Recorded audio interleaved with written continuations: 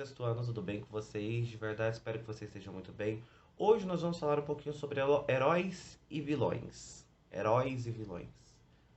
Como que se dá a narrativa de um herói? Será que esse termo é atual? Será que esse termo é muito antigo? Bom, é sobre isso que nós vamos falar. Então, o termo, pessoal, sim, o termo herói, ele, né, digamos assim, ele é muito antigo.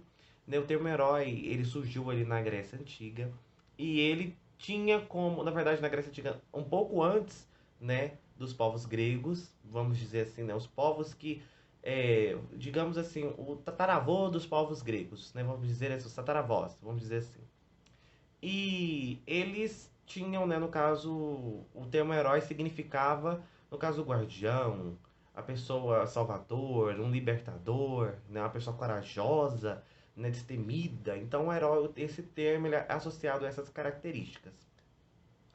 E tem um herói que ele ficou muito famoso, que foi Teseu. Vocês lembram que quando nós estudamos história, nas sociedades cretenses, né, nas ilhas de Creta, existia um labirinto. Vocês se lembram que existia esse labirinto, né, onde o rei Minos ele jogava as pessoas ali.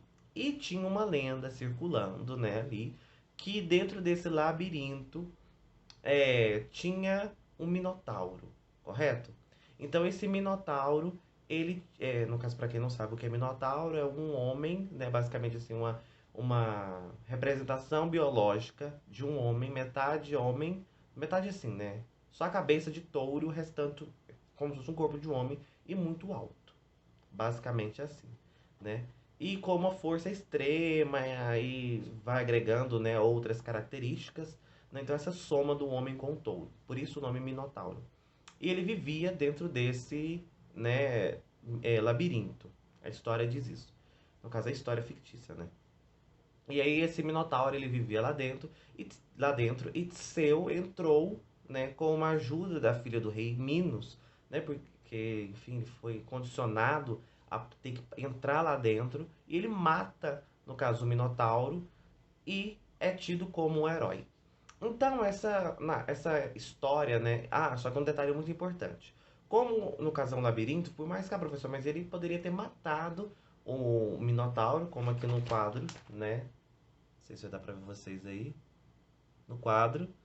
Ele poderia ter matado o, o Minotauro, mas ele poderia morrer de fome lá dentro, porque ele iria estar perdido. Só que a filha do rei Minos, ela deu para ele um novelinho de lã, né? Como se fosse um novelinho de lã, onde ele iria amarrar a ponta no início do labirinto e para que quando ele terminasse a luta, ele encontrasse e matasse o vilão, ele pudesse voltar pelo mesmo caminho, né, que ele fez. Estilo João e Maria adaptada, né, que só que eles cortam o pãozinho e saem jogando na floresta. E o passarinho come. Só que no caso dela era um, vocês entenderam a referência, né, basicamente.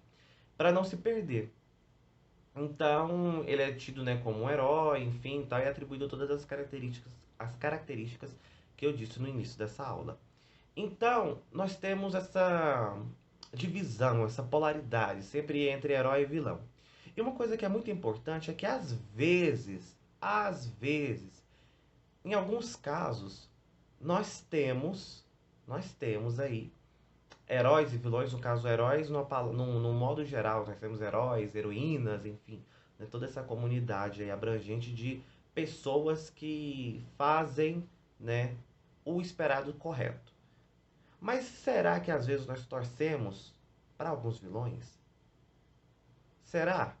Eu vou falar para vocês um filme que teve, no caso, um. Qual o nome? O termo é em inglês, só um minutinho, deixa eu lembrar aqui na minha memória. Nós tivemos. É uma adaptação de atuação humana, né? Vamos dizer assim. Né? Que eu esqueci o nome do. Ah, peraí, eu vou pesquisar, só um minuto. Não, pessoal, encontrei o termo. Opa, quase derrubei aqui. Vamos lá. O termo correto, né? Não é o termo correto. O termo que as pessoas usam se chama live action, correto? Que na verdade é como se fosse vamos abrasileirar né, o termo, que significa vida real, né? Então, filme em vida real, né, feito por seres humanos, vamos dizer assim. O live action, né, no caso dos filmes, do filme Cruella, né? Durante alguns desenhos, A Cruella, Malévola, quem mais? Que. Ah, tá passando um carrinho de som, ignorem aí. Cruella, Malévola. Tem outras personagens que agora falha a mente, né?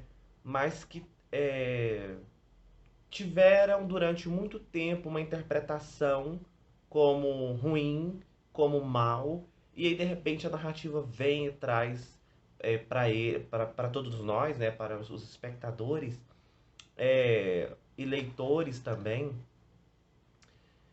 uma nova releitura, uma leitura positiva de que, pera, essa pessoa ela foi má, ela foi má, não, ela cometeu esse erro aqui, mas é porque lá atrás já viram aquele meme? Se coloca no lugar da minha amiga 3 segundos, você vai entender o porquê que ela fez isso. Então é basicamente isso. Então a narrativa, a história, a arte, ela tem esse poder de envolver, né, e mexer com o nosso psicológico a ponto de, não, mas espera aí, mas eu tô torcendo pro vilão.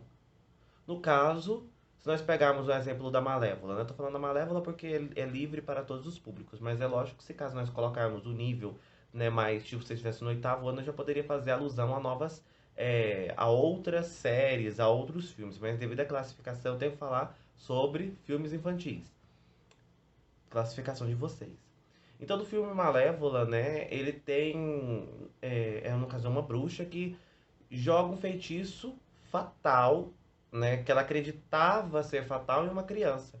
Mas devido à narrativa, devido a toda uma questão, não, peraí, mas ela foi Cruella, né, no filme da Disney, né, que eu tive a oportunidade de assistir, ele conta, não vou dar spoiler, né, lógico, mas ele conta uma forma bem distorcida do clássico. Não é distorcida, é uma nova releitura. É feita uma nova. É contado diferente. Entendeu? E aí nós temos diversos filmes aí que, enfim, são um pouquinho mais fortes para a idade de vocês, porque tem um pouco de mais de violência, tem um pouco mais de sangue, tem um pouco mais de, digamos assim, de ação, mas que no futuro vocês vão aí acompanhar e vão ver aí, né, diversas releituras que nos fazem criticar, peraí, mas é herói ou vilão? A questão está, né, de acordo com os nossos princípios, com nossas crenças, com nossos vícios, nossas virtudes que nós temos ao longo de nossas vidas. Então é muito particular essa perspectiva de herói e vilão, porque às vezes para mim pode ser herói porque é me contado de uma forma, mas para você é vilão porque é te contado de outra forma. Mas que se entrarmos digamos assim, num termo enfim, é muito complexo essa questão, né? Nós levamos um pouquinho para filosofia, um pouco de história e arte. E agora não vai ser diferente. Agora eu vou pedir a você que pegue um herói que você gosta, um herói que você admira, e você vai esboçar esse herói, você vai fazer esse herói, ou você pode, é, no caso, você pode fazer apenas igual, exemplo, eu gosto muito do Batman. Você pode fazer o símbolo do Batman, não precisa de desenhar o Batman, enfim. Né? Mas é muito bom que você faça algo que remete a esse herói e o porquê que você gosta desse herói. O que esse herói tem pra você que vai agregar, né, no caso, moralmente ou que vai te inspirar ou que pode inspirar outras pessoas.